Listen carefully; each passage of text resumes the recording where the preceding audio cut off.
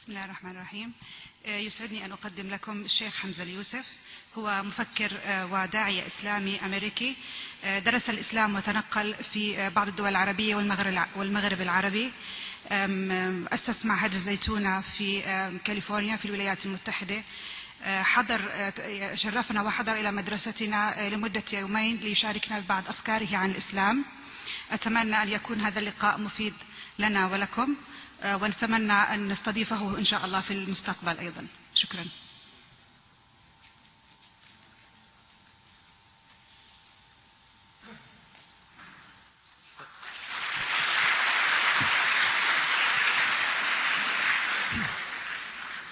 بسم الله الرحمن الرحيم، وصلى الله على سيدنا محمد وعلى آله وصحبه وسلم تسليما كثيرا، ولا حول ولا قوة إلا بالله. First of all, thank you for inviting me. Shaykh Salim, I'm originally a resident and a student of the United Arab Emirates. I studied here between 1979 and 1984. So I lived here when Shariqa was much smaller. None of the boys here were born yet. But I've been coming back every once in a while and seeing the changes that have been quite radical. In terms of, talk to the boys first before addressing any issues. I guess most of the parents are probably working or something, because there's a lot of chairs that are empty, but the boys' chairs are full almost. So one of the things that I wanted to say, I mentioned to the principal and some of the teachers here that one of the major problems now for the students is the types of distractions that you have. What in Arabic they call mulhiyat and mughriyat. There's a lot of distractions for the young students. You young boys have distractions that were not around when I was very small and learning and studying at your age. You have a lot of toys, electronic toys, that waste an incredible amount of time and have been proven also. There's a lot of evidence that many of these games are harmful to brain development, and they're actually having effects on the brains that haven't been fully studied. So one of the things that I suggest really is that you strengthen the policy about television and electronic toys. The Prophet ﷺ said, مِنَ الْمُرُؤَةِ أَنْ يَسْمَعْ أَحَدُكُمْ لِأَخِيهِ حِينَمَ يَتَكَلَّمْ. That it's part of muru'ah or manliness to listen to somebody when they're speaking to you. Especially young people, if you don't listen to your elders, you won't benefit very much. So a lot of these toys are a complete waste of time. So I want to talk to you a little bit about your time. Time is the gift of life. You have time, but your time is allotted. You know what allotted means? It means you have a limited amount of time. None of you know how long you're going to be here. None of you. And it's a good thing to go visit a cancer ward in a pediatric unit in a hospital, because you can see children that they've got cancer, they're literally dying. And that happens. So none of us know how long we're going to be here. You want to make the best of your time while you're here. And especially during education, you have a limited amount of time. You're going to be here and it goes very quickly. Just like the summer goes quickly, the school year goes quickly, and it gets quicker and quicker as you get older. So you have a very limited amount of time, and it's very important that you utilize that time.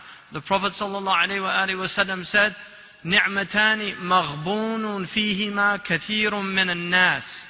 Two blessings that the majority of people are cheated out of. الصحة والفراغ. Your health and your free time. Leisure time, your spare time, the time when you're not preoccupied. One of the blessings of having parents is that they take care of you. You don't have to work. You don't have to go out and find food for yourselves. You have time now. Your parents are working. Your father and your mother are taking care of you. And you have time to study and to develop your mind and your intellects and tools that you can use in your future. If you don't use this time, how many of you have seen the film Pinocchio? Almost everybody. All right. Do you remember Pleasure Island? Pleasure Island in Pinocchio. You remember? You, there, raising your hand. Yeah, you remember Pleasure Island? What happened there? The boys could do whatever they want. They could eat as much as they could, play as much as there was no time. And what happened? What did they turn into? Donkeys. Hamir. Because they could do whatever they wanted, they could eat whatever they wanted, they could play whatever they wanted, they turned into a hamir. You know why? Because people that don't occupy their time when they're in school and utilize their minds for education, they end up working manual laborers, what they call ummal. They end up working manual laborers. It's the hardest life on earth. Because when you're 45, 50 years old and you're still using your body to lift bricks and build buildings and do these type things, it's a very hard life.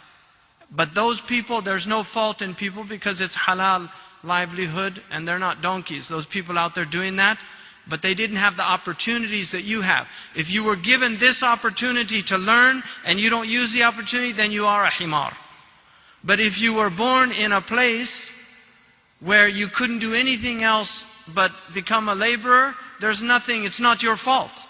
You didn't have the opportunities. And if you're living an honorable life and a halal livelihood, then you're a good person. But people that squander the blessings they've been given, they're worse than donkeys. And that's what you don't want to become, like the boys on Pleasure Island that wasted their time. Pinocchio was on the way to school. And he got tricked into going to Pleasure Island and forgetting about school. Right? So, it's very important to utilize this time. And also health. MashaAllah, some of you might have asthma, you might have eczema, you might have some things that are problematic. But generally, everybody here was able to walk into this room and sit down by themselves. That's a blessing. Some young people don't have that blessing. Many old people don't have that blessing. The fact that you have your physical health is a great blessing from Allah subhanahu wa ta'ala. You should utilize it. In a hadith that Ibn Abbas, and Ibn Abbas was a young boy. He was about your age. Most of you in here, he was about your age when he was learning from the Prophet sallallahu alaihi wasallam. Some of the boys from the Quraysh and Ansar said to Ibn Abbas, come play with us. He said, no, I want to go sit and listen to the Prophet ﷺ. And they said, oh, there's plenty of Sahaba doing that and they're all learning. And he said, but they're going to die and then who will be knowledgeable? And so they went and played and Ibn Abbas went to learn. Later on, the boys said when they saw Ibn Abbas become a scholar and people honored him and people sat at his feet, they regretted the time they wasted when they were young people at the same age of Ibn Abbas radiallahu anhu. Ibn Abbas relates a hadith that the Prophet ﷺ said, اغتنم خمسا قبل خمس. اغتنم خمسا قبل خمس. غنيمة. Ghanima yaghnamu means to benefit from something. Ghanima is like something you get from struggle. You struggle and you get the rewards of your struggle is like what they call in English booty. Like some type of anfal. So he said benefit from 5 things before 5 things. The first one he said, Shababaka qabla harimika. Your youth before your old age. Who can tell me how long shabab lasts? Right there. Good. That's 40 years old. From the age you're in now, you're in the shabab, until you're 40, you have strength that you don't have after 40. It begins to diminish because life is what they call in English curvilinear. In Arabic, muqawwas. You begin here, you get stronger, stronger, stronger, hatta balagha ashuddahu. You know, he reaches his strong point, balagha arba'ina. When he reaches 40, he's at his peak, it's downhill from there. And then you begin kuhula, and then shaykhuha. Shaykhuha, You know, زعمتني شيخا ولست بشيخ إنما الشيخ من يدب دبيبة. A man proposed to a woman. She said, "You're too old, you're sheikh." He said, "She claims I'm an old man, but I'm not. A sheikh is the one that walks around slowly. I still have some energy." Shaykhuha is the last phase. And then right before, the final phase is ajaz. Ajuz is after shaykhuha, you become ajuz. You can't do anything. So when you have your youth, it's a great blessing. Do you know what shabbat an-nar means? Shabbat an-nar? Shabbat an-nar. You don't know? Shabbat an-nar. Ishta'alat an-nar. Shabab is from ishti'al. It's the time you have fire, you have energy. And you have to use that energy for good. Don't waste your life. Don't waste your time. The Prophet ﷺ warned us about ida'at al-mal, wasting wealth.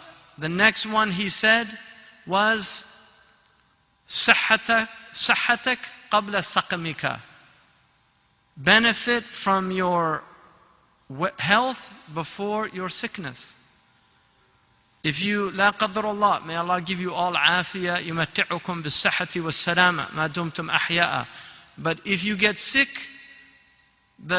one of the حكماء, he said, الصحة تاج على رؤوس الأصحة لا يراه إلا المرضى. That health is a crown on the healthy, only the sick can see it. It's a crown on the healthy, only the sick can see it. So your health is a great blessing. Guard your health. Some of the shabab here already getting pouches, not good. You guys need to exercise. Don't eat bad food. Don't eat McDonald's. Don't eat it's bad food. Really, if you knew what was in it, you wouldn't eat it. Don't eat, really take care of your health. Eat good food, healthy food. Don't eat a lot of food. The Arabs, they say, al-bitnatu tudhib al-fitna. Having big stomachs will cause your intellect to deteriorate. I just read 3 days ago in the International Herald Tribune an article on a study done in Sweden proving that the bigger the waist expands, the more mental deterioration there is. And they actually have proven that young people that have too much fat around their girth or their waist, they actually are already developing plaque in their brains. So exercise, get out, run around. You have your health, take advantage of it. You need to recreate. Exercise is a good thing. You have to recreate. Don't be studying all the time. But also don't be playing all the time. There's a time for each one. Right now you have to have balanced life. And then he said, sallallahu alaihi wasallam, he said to benefit from your malaka qabla faqrika. Benefit from your wealth before your poverty. Some of you are given allowances. Don't squander your allowances. Use them for intelligent things. As you get older, you see a lot of people waste their money. Wallahi, I was just in Mecca and Medina, and the amount of food that is wasted from people in those hotels. They go to the buffet and they pile their plate and then they leave their plate at the table and like it's nothing. Israf. Kulu washrabu wala tusrifu. Eat and drink, but don't be wasteful. Don't be extravagant. Innahu la yuhibbul musrifin. Because God doesn't love people that are extravagant or wasteful. My wife and I, we took food every single time there was food left over. We took it down, and there were poor people on the streets of Mecca that were so happy to get the food. Don't think there's not people here in this country that if you brought them food, they wouldn't be happy that you gave them food. Wallahi. So really recognize the sacred trust of having blessings. Some of you come from wealthy families. Don't squander your parents' wealth. Utilize it on good things. There's orphans. You can pay $30 a month. My wife and I have an orphan in Indonesia. We get letters from this orphan. $30 a month, supporting an orphan. You can do that. Simple things that you can do at your age. Now, and then he said, فراغك قبل شغلك. اغتنم, utilize your free time before you're preoccupied. You're young people now, you have a lot of free time. You have a lot of free time. You're young people, but your free time is going to be lost. You won't have it forever. You'll get preoccupied. Sayyidina Umar said, تَفَقَّهُ قَبْلَ أَن تَسُودُ. Learn fiqh. Learn how to live before you're in positions of authority. We have ministers in many countries now, not just Muslim countries. In the West, you know Dan Quayle, he was a vice president in the United States. He misspelled potato. It's a famous story. He wasn't very bright. You know what he said when he got elected vice president? If I knew I would have got this far, I would have studied harder in school. You don't want people in positions of power that are not educated. You don't want doctors that didn't study hard. We have doctors now that cheat on their examinations. They go to school, they don't study, they cheat. Now, how is that going to be when you go to get surgery and the doctor doesn't know what he's doing?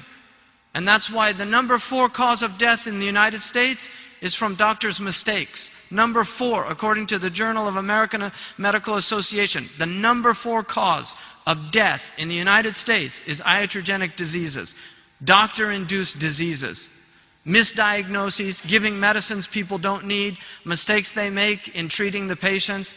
You don't want doctors like that. You want doctors that know what they're doing, that studied hard. You know what they call a graduate from a medical school who got D's all the way through when he graduates? They call him doctor. And he might be your doctor. So you don't want to be that type of person because you have a trust to so benefit from your time. Don't waste your time. And then he said, وَحَيَاتَكَ قَبْلَ مَمَاتِكَ. Benefit from your life before your death. You have a short time here. You don't know how long it is. Maybe 20 years, 30, 40, 50. Maximum, you're going to go maybe 100 more years, maximum.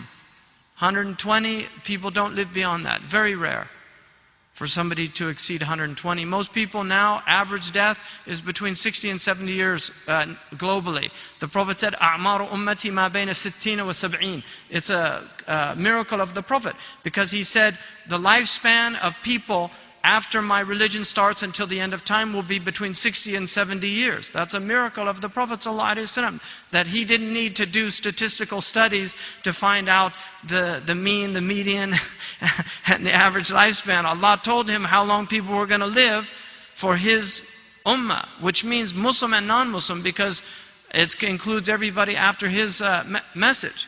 So he said, أَعْمَارُ أُمَّتِي مَا بَيْنَ السِّتِّينَ وَالسَّبْعِينَ. So most of us will live between 60 and 70 years.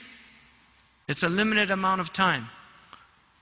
My suggestion to you, don't watch television except maybe on the weekend, and then watch things that are worthwhile. I wouldn't just watch waste things. If it's a film that has some good meaning or something useful, or there's a lot of interesting National Geographic and other programs that you can benefit from. Some of the programs that use good Arabic, you can learn Arabic. So there's even some of the cartoons and things are using Fusha, that you can benefit from that. But don't waste a lot of time doing that.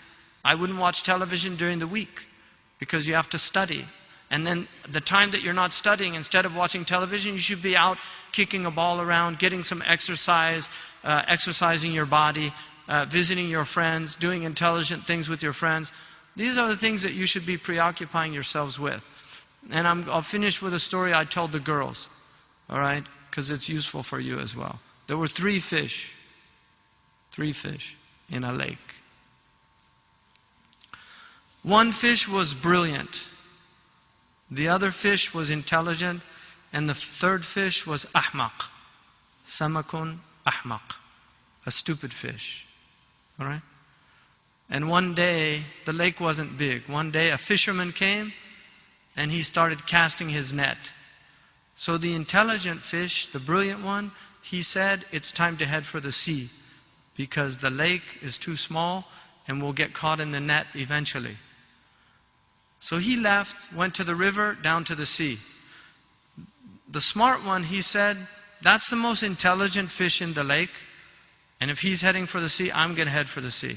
The stupid one said to him, it's a long journey to the sea, and it's a big lake, small net. We should just stay here, enjoy what we have. Nothing much has changed. He disagreed, he took off for the sea. So the third one, the stupid fish, he got caught in the net. And then the fisherman took him out and he was frying him. And in the frying pan, as he was frying, he said, if I ever get back to the lake, I'm heading for the sea. Okay? So, don't be like that last fish. Life is a journey to the ocean. You're not meant to just stay in your limited understanding. Expand your mind. You don't get trapped in the trivialities of, in safasif al-umur, the Arabs call it, low things. Tarbisu iblis. Don't let these dark forces pull you away from your higher calling. To be productive, intelligent, human being that actually has something to add to the world, and you're not just filling space. Too many people filling space and not benefiting others. All right? In terms of the parents, I hope you take seriously the advice about television. Television's a major problem. These games are a major problem. You should read some of the studies about it. PlayStation Nation is a good book to read about serious studies that have been done about the negative effects that these games actually have on neuroplasticity, on attention deficit disorder. There's a lot of work that's been done in this area. Obviously, it's not published because the same companies that own the newspapers, right, own the shares in Nintendo stocks, right? Really. There was a book written in 1958 called The Evil Eye, which took me a long time to find. I read about it as a source book in another book. I found a copy in Australia on the internet because it wasn't ever reproduced. This book had documented research from the 1950s about the negative effects on television on children that were done, serious scientific studies. One of the studies that was done found that small children will not watch real-time television. They get bored. So a 3, 4, 5-year-old, they won't watch a movie like regular people. They just get bored. So that's why if you look at children programming, it's speeded up. It's not in real time. So Sesame Street, it's all quick things, changing images. Now we have the MTV phenomenon, which is children that grew up on that type of programming cannot watch normal films. If you watch a film from the 1950s, they're very slow. If you watch them from the 40s, they're very slow. They're driven by dialogue, not by movement. Now, all the films are driven by quick moving, car crashes, bombs exploding. It's all stimulation. Because young people can't watch. If you watch plots like Crash, older people that watch those films can't even keep up because it's just too fast for them. This is what's happening. And then we have attention deficit disorder is a major problem in the developed nations and increasingly a problem in other places. 1 out of every 58 males in the United States of America is now diagnosed with autism. Tawahud. 1 out of 58. It's a disease that wasn't even identified until the 50s. And very handful of people. Now, since the 1980s, there have been a massive explosion of Asperger's disease, autism, and you're starting to see autism now in the Arab countries. Children are overstimulated. They're becoming hyperactive because you're putting them in front of all these interactive things so they can't sit in a classroom without fidgeting and getting completely, their train of thought is lost. They can't concentrate for long periods of time. They won't be able to read books. A book like The Brothers Karamazov in English literature is a long book. There's a lot of plot changes. There's a lot of characters that you have to keep in mind. If you've ever read Russian literature, you have to memorize several names to keep up with what's going on. And some of the characters have 3 or 4 different names. You won't have students that are able to read that. They won't be able to read the great literature of the Arabs, Mutanabbi, Badi'u Zaman al-Hamadani, al-Hariri, Ibn Muqaffa'. They won't be able to read the Hamasa, Ibn Mubarrid, you know, any of these things, because it takes directed thought to do that. So there's a massive responsibility now, and you can't just be like sheep that kind of accept everything that happens and just, oh, يعني خلاص, تقدم. So a lot of these things are not progress. They're quite the opposite. There's a study going on right now. It's a major long-term study on the effects of cellular phones. But the American Association of Pediatric Physicians says that children, before their skulls are developed, shouldn't be using cell phones because the skull is too thin and the radiation is reaching their brain at higher levels. We don't know if they're going to have tumors in 10, 15, 20 years because this is a guinea pig generation. And we have something which is called the Cautionary Protocol. The Cautionary Protocol, which is used by Europeans and Canadians, and the Americans just because of our kind of capitalistic enterprise and stupidity, refuse to follow that cautionary principle. The cautionary principle states, if you're unsure about the harmful effects of something, then you should have precautionary measures before you actually do it until you find out whether or not it's harmful. If in the volcano in Europe, that was based on the precautionary principle because the Europeans practiced that. A lot of the American commentators were saying they should have let the airplanes fly, but the Europeans were saying no. We don't want to risk airplanes crashing and people dying because we're not sure the effects of these the volcanic ash is going to have on these airplanes yet. That's intelligence. It's intelligence. Khudu hidrakum. You know, be precautious. So you have to really think about what's happening because you're going to have problems with your children before you know it if you don't.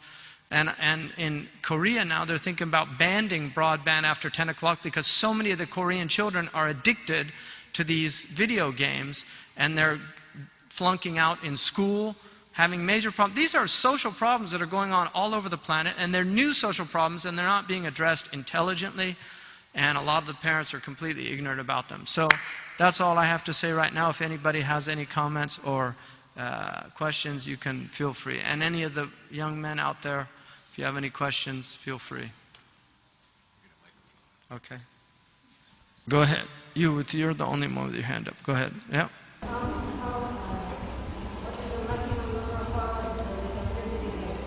What's that? Video games? There's several now. Young people have died from playing video games for extended periods of time. Literally, one child in Japan had a heart attack because he kept playing for several days and couldn't stop. I mean, obviously, the majority of kids aren't going to be doing that, but there are kids that get addicted or early. I personally, my kids don't play any video games. I just don't have them in the house. You know, sometimes they go to their friend's house and they do things, but I would not recommend video games personally. I know it's, some people think, you know, it's unreasonable, but I've read too much of the research about it. You know, I wouldn't do video games. I don't think they're healthy. And a lot of them, you know, they're just total waste of time. There's nothing educational about them at all. Go ahead. Yeah. I mean, look, you know, when I was a kid, you went out and played. You know, you did things. You went out and played. I mean, it's much more. Life is much more interesting than a video game. Really, I lived with Bedouin kids in the Sahara. They're some of the happiest, well-adjusted kids I ever met. They spend their whole time outside, outdoors. You know, go outside and play. Say it's too hot or something like that. Get used to the heat. You know, really, get used to the heat. Most of you are Arabs. The Arabs say, "Ash-shamsu hammam al-Arab." The sun is the sauna of the Arabs. Arabs, that's why your skin color is the way it is, so you can go out in the sun. I can't go out, I get skin cancer. God knows what He's doing, where He put people and how they look and how they can handle their environments. You guys all in air conditioning. I lived in Al-Ain, for 4 years without air conditioning. in a cinder block house. I was 20 and 24. I lived in Al Ain for 4 years without air conditioning. The whole time. Because I don't like air conditioning. Half these guys are getting rheumatism now. You know, look at the older people in this country. They're all suffering, all having problems. These things aren't, you know, you guys are gonna, you'll see eventually. But, you know, أَخْشَوْشِنُوا فَإِنَّ النِّعْمَةَ لَا تَدُومُ. You know, Sayyidina Umar said, be tough on yourselves because you won't always have blessings. Most Western people can't sit on the floor. If you see Western people try to sit on the floor, their knees are all, they can't put that, they don't have any, why? Because they never sit on the floor. They always sit on chairs. I've been sitting on a floor all my adult life since I became Muslim. I can sit on a chair if a chair is there, but at my house I sit on the floor because I choose to. I can do a full lotus at my age. There's a yoga position that most young people can't do. It's only because I've always been sitting on the floor, so I have elasticity. Now there was just a study done about just stretching and how important stretching it was. You can learn things from cats. Have you ever watched cats? Cats are always stretching, you know. Cats are the most flexible animals in the world. And just watch them. Humans used to stretch. Now they're just shriveling up. Really, you see people that are 50, they look like they're 80. You see people that are 20 and they're behaving like they're old people. In America, we have people that are dead at 25, buried at 75. Really, living dead. People that have really, they're hollow people because they're spending so much time. We have pornography is a major problem in the United States. I just was at a conference in Princeton University, and there's published papers. I delivered a paper at that conference on pornography. One of the major problems in the United States of America, pornography addiction. It destroys families. It causes impotence. Males become impotent after they get addicted to pornography. 10 years of addiction, they've lost their potency. So what got them in it ends up being destroyed anyway. These are major problems that are going on now. And, you know, you're from a culture, قُلْ لِلْمُؤْمِنِينَ يَغُضُّوا مِنْ أَبْصَارِهِمْ. You know, this culture is a culture of modesty, and modesty is a beautiful quality. Europeans and Americans used to be very modest people, and there still are some modest people, undeniably. There's many good Christian people, there's many good, even secular people that have basic modesty and things, but many people now, they've completely lost their sense of shame and do things publicly that would have never been done even 20 years ago. Even 20 years ago. I mean, I see bumper stickers all over California with foul words on them, as if children weren't around, you know. I mean, my kids sometimes ask me, I've got a five-year-old kid that's starting to read, and he sees words that, you know, I can't even explain to him what they mean, because there's no shame. And I believe in preserving innocence of children. I don't want to see a sexualized culture where naked women or naked men are all over the place, and before children are ready to even grasp what these things mean. It's not like Aboriginal cultures, because there's Aboriginal cultures that don't have the same problems in a culture that's manipulating people sexually. Go ahead. Don't video games have any advantages? Yeah, there are. Like if you're going to go into surgery, then there's certain manual dexterity skills. Like you get very good at certain skills that you can do. If you're going into law enforcement, a lot of kids that play with those video games get very accurate. In fact, we had a kid in Virginia who shot 8 kids at school. And he got headshots on every single one of the kids. When the FBI came to examine it, they were amazed at this kid's marksmanship. It turned out that his father had bought him as a present a game that you got, the headshots were given the highest awards in the game. So he had actually mastered killing people in a video game, and then he just went to school one day with his father's gun, and he killed all these kids with headshots that he learned on the video game. So if you're going to go into the army, it's probably, there's some benefits like that. But, you know, those benefits, to me, are the harm is greater. And in our tradition, al-maslaha, which is benefit, is always looked at mafsada. You weigh the two. What's called dar al-mafsada wa jalb al-maslaha. Avoiding harm and accruing benefit. If the harm is worse, then you avoid it. And if the benefit's greater, then you do it. And to avoid harm is preferred over accruing benefit. So harm is considered first before benefit. So there are benefits, undeniably. Go ahead. Some children are poor. How could they go to school so they can study? What's that? Some people are poor. Yeah. Poor. How could they go study? A lot of them can't. There's children all over the world now that are they're laborers as children. It's happening all over the world. South Africa has a massive problem with child labor. India has a massive problem with child labor. Really, even in Egypt, you know, the Zabaloon, the kids that go out and collect garbage. We have this problem everywhere. In Morocco, there's kids that are your age that are working full-time, 15-hour days. You know, and that comes with social justice and a concern for others. So people like you, as you get older, you have to have commitments to changing those conditions. First, in your own place. It's always better to fix the place that you're at, and then extending that out. But you're lucky, you're fortunate that you don't have that problem. You're here, so utilize your time. Who would have one time children away from the computer? Not necessarily games, just a laptop or something. Sometimes they get their little homework or something like that. And plus they find it very cruel or very being so strict.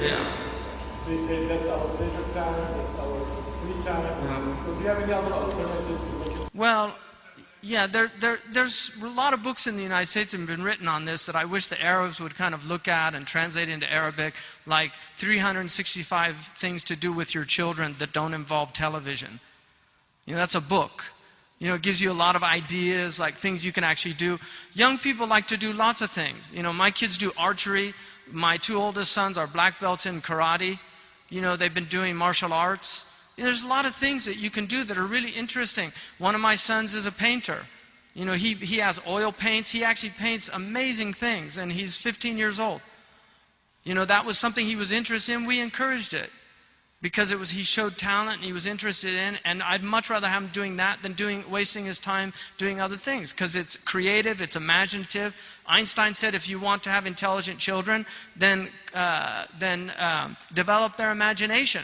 Painting is a great way of developing imagination. He does amazing pictures, really creative things. So there's lots of things you can do, but you have to be actively engaged with your children. A Shaykh has a poem about the yatim is not the one whose parents die. It's the one whose mother is ignorant and the father's too busy to be taking care of him. That's the real orphan, right?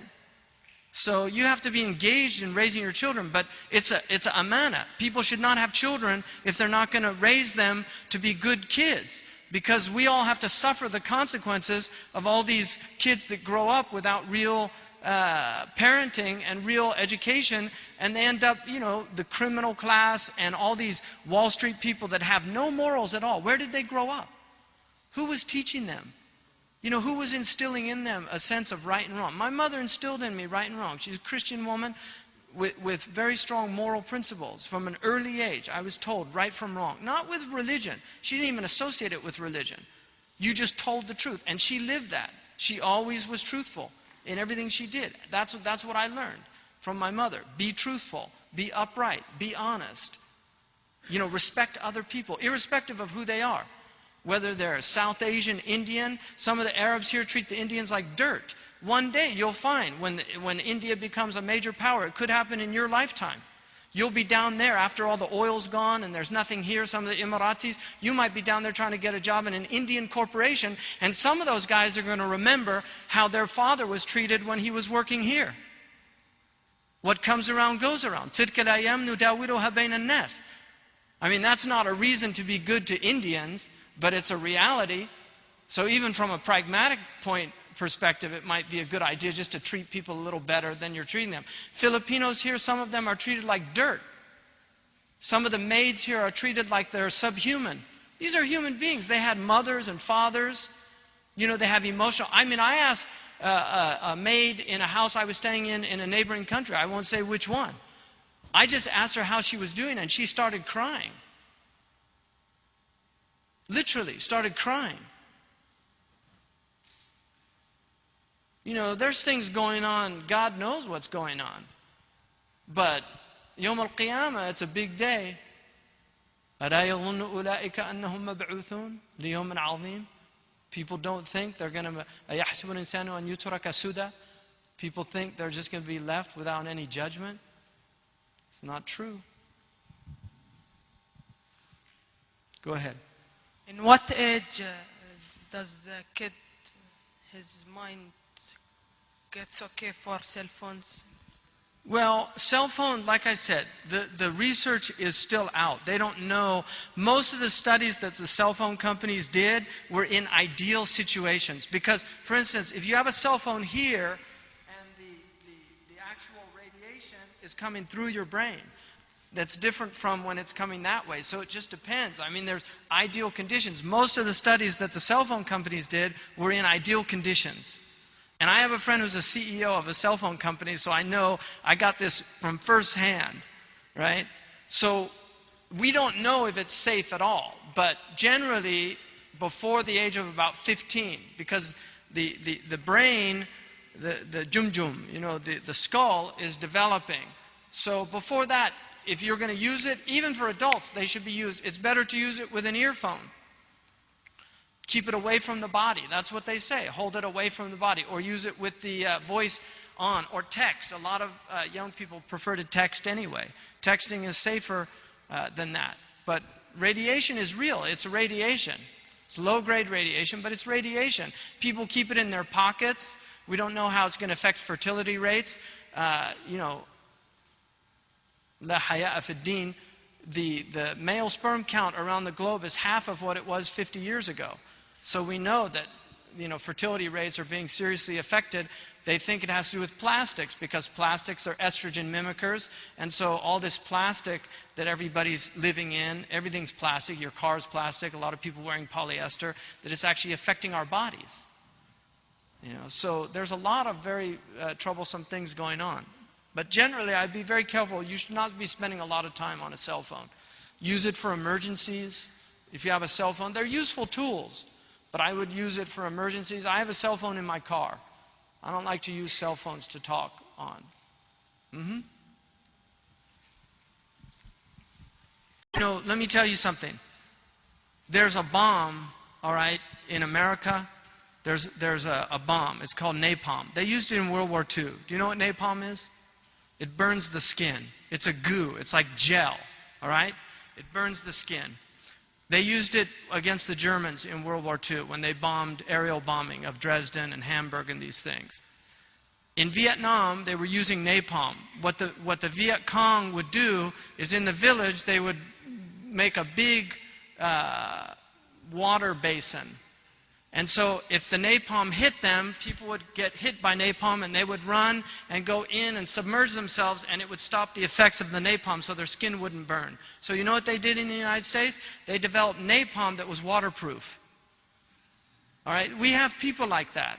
They're sick people. They don't think about the moral implications of what they're doing.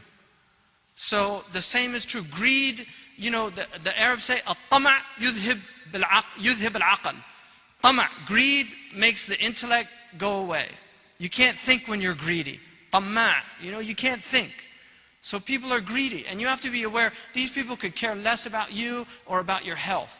There have been many times where they know things are harmful and they hide it from the people. The tobacco industry knew that tobacco was addictive in the early 60s, and they hid it from people. We had class action suits in the United States. You know what the deal they made with the tobacco industry in the United States? This is all history. You can read all this stuff. The deal the United States government made with the tobacco industry in the United States of America is that we're going to shut down tobacco in the United States, but we'll make sure that you can export it around the world.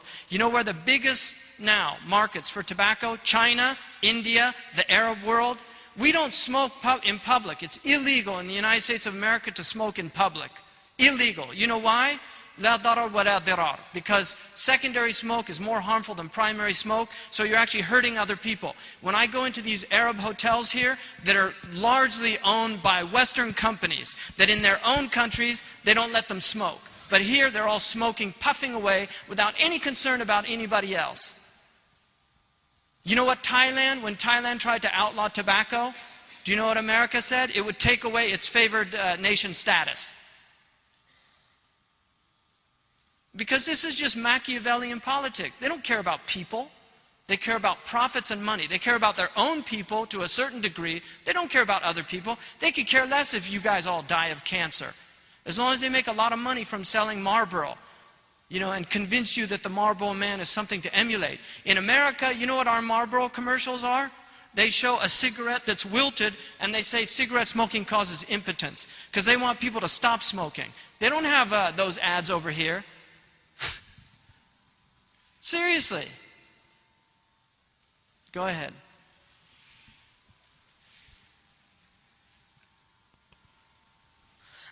When a person he starts playing games and soon afterwards he becomes addicted. And when he hears that games are harmful, he tries to leave it, but it's impossible. It's compulsory. That's a good question. Addiction's a problem. If you're addicted to something, most of the video addictions are low grade. A low grade addiction is like tea or coffee. You can give it up with a little willpower. Cigarette nicotine is actually it's a high grade addiction. It's very hard to give up nicotine. Some of the same things, because the brain, when you play video games, you get endorphic releases. So it's like a drug. Very similar to taking heroin or cocaine, has a similar effect. The same type of things are happening in the brain. So you want to do it again and again and again. But willpower is something God gave every human being. And the best thing that you could do, you have to get rid, the most important, single most important thing is to get rid of the stimuli. You have to remove it from the house. If it's in the house, you're going to be tempted.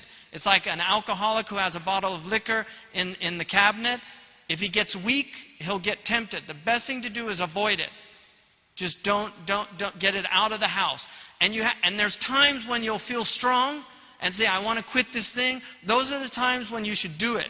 And then you need help to be consistent. Find a friend who's willing to, you buddy up with him, and you both make a commitment together. We're not going to watch video games. Just do it for 6 months. Just do it for 6 months and see how your life changes. Make a commitment, I'm going to stop for 6 months. When Ramadan comes around, say, I'm going to stop TV altogether. 1 month, no TV at all, 0. People now, they watch more TV in Ramadan than they do in other times. You're wasting your time. Ramadan's a precious time. Ayam and ma'dudat. Ma'dudat is what's called jam'u qilla. You know, it's short days, few days. Go ahead, you. Some people, like, their body gets used to nicotine so much that if they try to quit smoking or something, they'll die. So are they supposed to at least smoke once a day just to stay alive, or? Yeah, no, nicotine won't kill you. There's nothing, zero scientific evidence that giving up nicotine will kill you. But they do have serious withdrawal symptoms. For some people, you know, if they're addicted to smoking, then it's true. Nicotine can actually be like a medicine for them, because they get so nervous, so angry, so frustrated. But they have nicotine patches. There's other things that you can do. They have nicotine gum that people can chew, because smoking harms the lungs. You know, nicotine is not good, but it's better to chew nicotine gum than to smoke a cigarette. And it has a similar effect on the brain that smoking a cigarette does. But people can quit. Many people have quit cigarettes. You know, I'm fortunate. I never smoked. You know, a few times I had cigarettes when I was in high school. Just kids try, experiment, because other kids smoke it. But I played a lot of sports when I was in high school, so I never wanted to smoke. Go ahead, you. Yeah.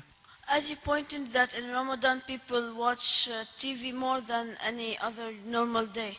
But at that time many Muslim scholars start telling saying about Islam. So why shouldn't we watch that? I mean, if a program's worth watching like that, if it's a dars or something like that, then, you know, but I would prefer not. You can go to the masjid and hear a talk, or read a book, or listen to a tape cassette. There are other ways to get durus than television.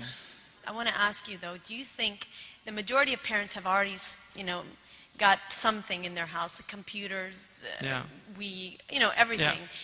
Yeah. Do you think that in these types of cases that parents should exercise restriction, or just eliminate them completely from the household, even if they've been there and their kids have been used to them, and all their friends, etc., etc. For most people, to eliminate it completely is impractical. It's difficult because now there's so many things tied to the computer. A lot of people's jobs are related to computer and internet access, things like that. For most people, it's going to be impractical. I know many people in the U.S., not just Muslims. I know many non-Muslims that just don't have it in the house because of the destructive effects that it has. A lot of the Waldorf parents will not have them in the house, things like that. But you know, one of the things that is recommended is to have it in an open space. Don't have it in a private space where people can go. Even husbands, because we've got a problem with some of the men now that are getting addicted to things. In fact, I had a man ask me about it the other day, you know, that he was having trouble with that. We did a conference on pornography in Toronto before I did the paper at Princeton. And I was amazed at how many of the Muslim women in hijab came up to me afterwards and told me that they were having problems with their husbands. There are restrictions here, obviously. I think there's some internet control for those type things, but there's DVDs and there's other ways around that. So there are problems. But, you know, I would say have it in an open space with the screen facing a public. So like in a room where you can see the screen itself, so that when the kids go on it, you know what they're going on. And then also, obviously, you can check searches and things like that. So it's good to know what they're looking at. As they get older, trust is very important. You know, and to spy on your kids as they get older is actually a breach. And that can cause a lot of problems because you're going to create a deceptive child. So it's dangerous to do that, I personally think. I trust my kids. I've sat down with them. I talked to them about it. I found some films once. I mean, they were more like just very violent films. And I sat down with my kids and I explained to them. I said, I'm out here combating against these things and I can't have it in my house. When you guys turn 18, you're on your own. You can do whatever you want. But in my house, this isn't happening. And I trust you. I'm not going to talk about this again, but I trust you. And that's the way I do with my kids. I've never, and then I don't punish them if they do something wrong and come to me. I don't punish them. You know, one of my kids came to me and he just started crying. He was about 14, he started crying. And I said, what's wrong? He said, I went on the computer without your permission and looked at some, and he really felt bad about it. And I told him, I said, look, that is your damir. You know, it's your conscience talking to you. And always listen to that, because that will always be truthful. You know, so I just used it as an opportunity to encourage him that when he knows something's wrong, to respond to that. And don't ever be ashamed of that. That is the best thing that we have working inside of us, is that ability to know right from wrong and to admit our wrongs and then to commit to not doing it again. So, you know, that's what I would do. And you have to have some restrictions. You can't have an open, because kids are going to go on, and now they have a lot of these games that are free on the internet are designed by Nintendo and these corporations to get them addicted to higher games. So they're simple games, they're not that fun. It's all designed, they know exactly what they're doing. This is really well-researched stuff. They have lots of psychiatrists and psychologists on their staff that they do pupil dilatory studies on kids. I mean, there's a PBS documentary that you can watch, Merchants of Cool, which is exactly about what they're doing. These corporations, they're very dark, sinister forces. They could care less about human beings. There's a book that was written by Bakkanin, which is called The Corporation. They made it into a documentary. And he's a psychiatrist showing from the Diagnostic Statistic Manual, which is used for psychiatric disorders in the United States, that all of the symptoms of sociopathic behavior are in corporate behavior. Corporations are sociopathic. They have no morality. There's nothing working. You might have moral people in corporations, but the corporation as a machine, which is functioning as a person because it has the rights of persons in Western law, is a sociopath. And the sociopaths are running the show. And the victims are these poor young people, as far as I'm concerned. Adults have no excuses. Okay, let me get some more. Back there, you. All the way back there. Yeah, you, looking back. It's you. If the governor or president or whatever knew that the stuff are harmful, anything that's harmful for the country, why doesn't he just stop it? Well, that's it's an excellent question. In the United States, certain things are illegal that don't make any sense at all in relation to other things that are legal. For instance, in the United States, marijuana is illegal, but whiskey is legal, or hard alcohol. Hard alcohol, any pharmacist will tell you that most alcohols are more harmful than cannabis. But the reason that marijuana is illegal in the United States is because the cotton industry lobbied heavily to get marijuana made illegal, because they used to use marijuana for all the things they use cotton for. So there's a history for the prohibition of marijuana as opposed to, right?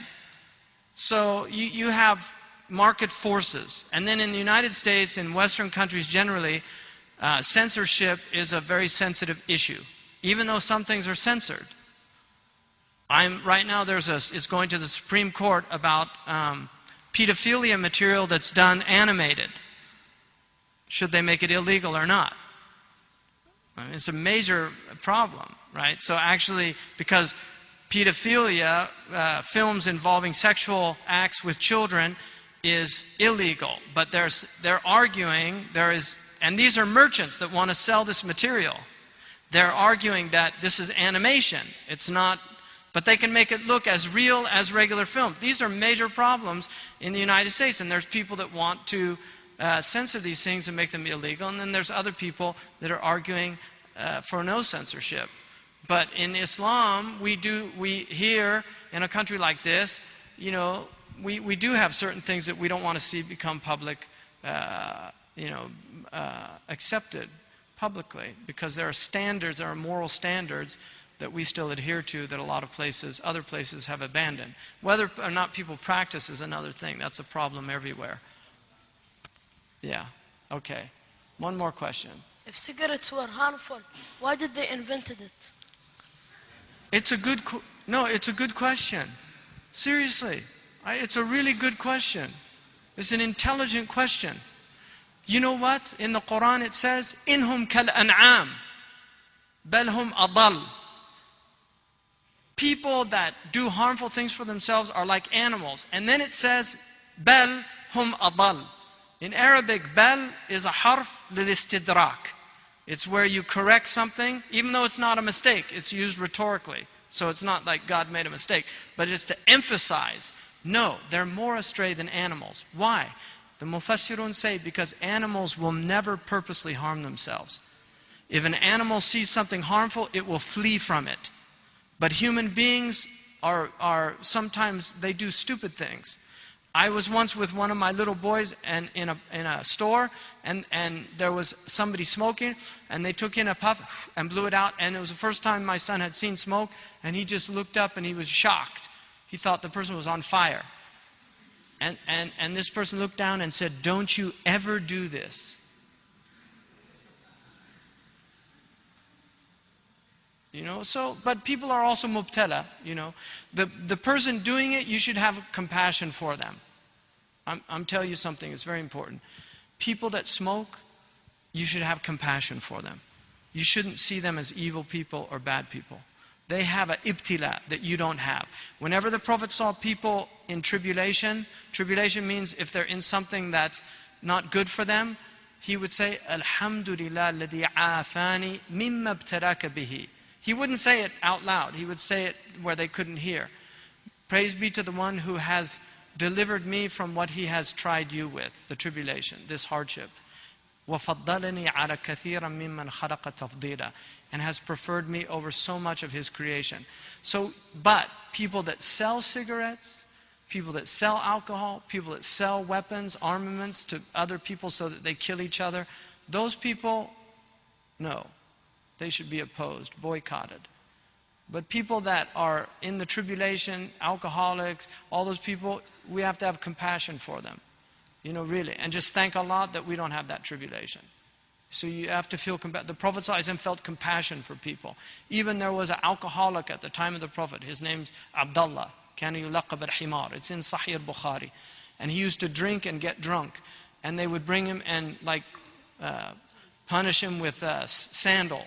They used to use sandal and they just like punish him for drinking. And one time a man said, this is in Sahih al-Bukhari, good sound hadith. A man said, Allahumma al'anhu. Oh God, curse this man, you know. Ma aktharahu ityana, or ma akthara ma yu'ta bihi. You know, he's always being punished for drinking. And the Prophet said, don't say that. La tal'anhu. فَمَا عَلِمْتُ مِنْهُ إِلَّا أَنَّهُ يُحِبَّ اللَّهَ وَرَسُولُهُ. Don't curse him, because he's a man who loves God and His Messenger. So even though he was an alcoholic, he still loved God and His Messenger. And the Prophet ﷺ, Ibn Hajar says that's the most hopeful hadith for the people doing major wrong actions. Because even if you're doing a major wrong action, it doesn't negate love altogether. It just negates complete love. Because complete love, you obey the one you love. Right? I wish I could answer all your questions, but that was the last question. Allah bless all of you, inshallah. God bless all of you. Give you good guidance. Inshallah, open your intellects.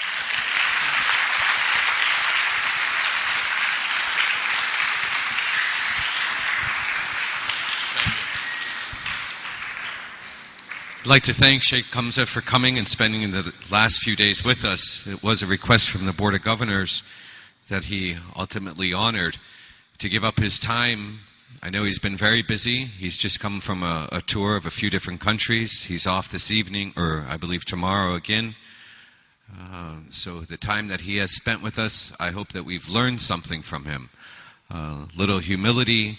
I believe that's also what Islam preaches, is to humble ourselves. And here, especially our students, we hope that you have picked something up from what Shaykh Hamza had to say. And I think the most important thing is that we have the book, we have the Holy Quran. We need to read that book. We need to make sure that we understand what's in there. We need to make sure that we also live out what's in that book. And one of the biggest thing is, I would say, is humility. It's nice to see that we have workers in our homes. And I think Shaykh Hamza was mentioning when he went and he stayed with somebody in a neighboring country about one of the maids. But if we can think about the people that work in our homes and the drivers that collect us, and when the kids are outside, and the boys and the girls or the primary, yes, in the school, we don't allow the maids to come in. When I first started here 7 years ago, we stopped that. But yet we still have the maids that will run up to the door to make sure that they collect your bag from you as you drop it down in front of them. Remember, they're people. Remember. All right, so if we could just work for a better environment, not only here at West Green, but throughout, and be better citizens of the world.